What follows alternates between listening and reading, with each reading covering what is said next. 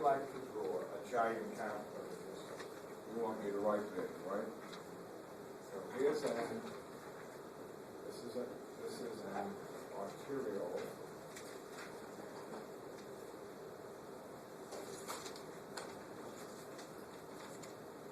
And this is a capillary. I'm making it huge, I'm making it bigger, it's supposed to be small. And then this is a venule. So you know blood is going to go where? To the capillary. Okay? And we're going to learn about, very easy, 4 pressures. Inside the capillary, blood is pushing up against the walls, pushing blood forward, and that's called capillary hydrostatic pressure. Capillary hydrostatic pressure. And that pressure tends to push fluid out. So far, you with me? Then you also have interstitial fluid, hydrostatic pressure, not as strong, but tends to push fluid back. Interstitial. Hydrostatic. Then you have big pressure that pulls fluid back in. And that is capillary colloid osmotic pressure. Capillary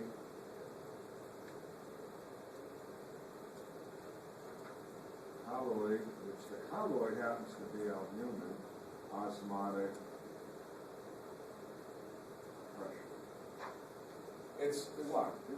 Osmosis, pulling fluid back in because you got a lot of albumin.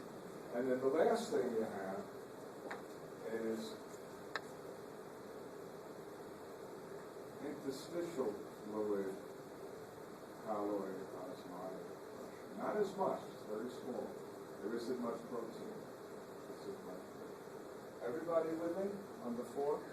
Okay. Then if you do that, the rest is easy. And let me tell you this. Every book will do it slightly different. The numbers will be slightly different, but the principle is the same. So I'm going to just illustrate. On the arterial end of the capillary versus the venous. And here's what you're going to get. What forces are pulling fluid out of the capillary? You with me? And the main one is capillary hydrostatic pressure. And that number, this is going to be out, okay? The hydrostatic pressure is 25 millimeters mercury. Then you have the interstitial fluid, colloid osmotic pressure, pulling fluid out. That one is only 5 millimeters.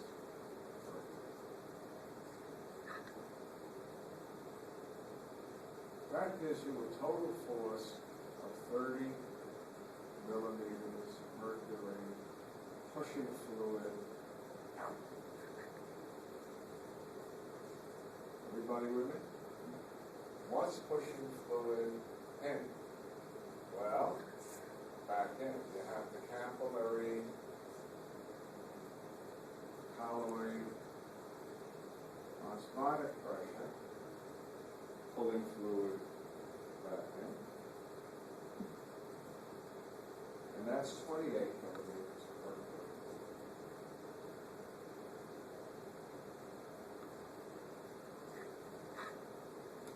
And then you have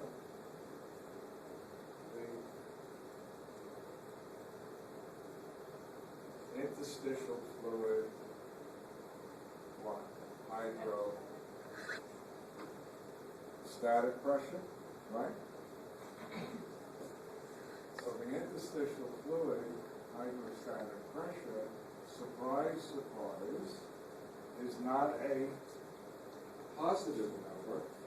It's actually a negative, -6 millimeters of mercury. Why is it negative? It's supposed to be pushing fluid back in.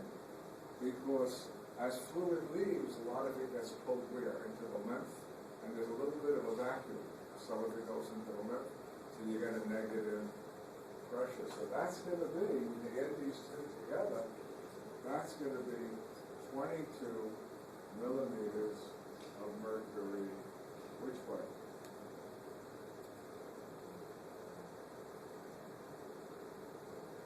Am I right? Folks? So now, what's the net pressure? Look, net pressure equals 30 minus 22 equals 8 millimeters mercury out. Okay, so overall, what? More fluid is leaving than coming back in. So far, you all with me? Okay. Now we come to the venous end. On the venous end, everything is almost the same, except the capillary hydrostatic pressure is lower. It's only 10 millimeters mercury. Let me stop and tell you why. Blood flows from higher pressure towards lower. Why is it lower? Because as blood goes through the capillary, it what? Has friction against the wall, and that's going to what? Lower the pressure a little bit. Okay? Then everything else is the same. You got interstitial fluid, colored osmotic pressure, that doesn't change. That's 5 millimeters mercury. And that gives you 15 millimeters mercury out. And then we do the end. The capillary colored osmotic pressure doesn't change. It's still 28. And the interstitial fluid hydrostatic pressure is still -6. And that gives you plus what?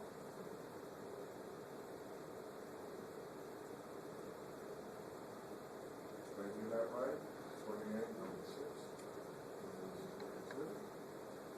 Yeah. 22 what?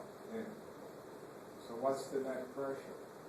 7 millimeters mercury in. Did everybody see that? So now, that's perfect. Because on this end you had what? 8 what? Pressure out. On the venous end you got 7 millimeters in. So you're pushing what? More fluid out and in. Where does the extra fluid go? Into the lymph capillaries. You all got it? So you will now understand what I'm about to tell you, that if your lymph capillaries or your lymph vessels should become clogged, God forbid, what will happen if they become clogged? You will what? Keep pushing more fluid out and then in, and you'll get edema. You know edema? You'll get swelling. Are you all with me on it? You want to know a horrible, horrible disease? Not in this country, but in some of the tropics.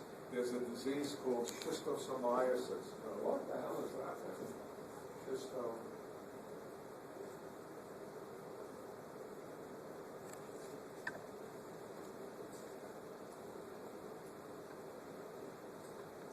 It's a worm. Really teeny.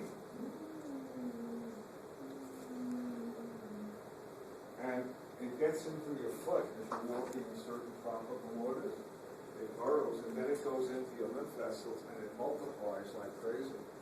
And your lymph vessels get blocked, and everything backs up to your lymph capillaries.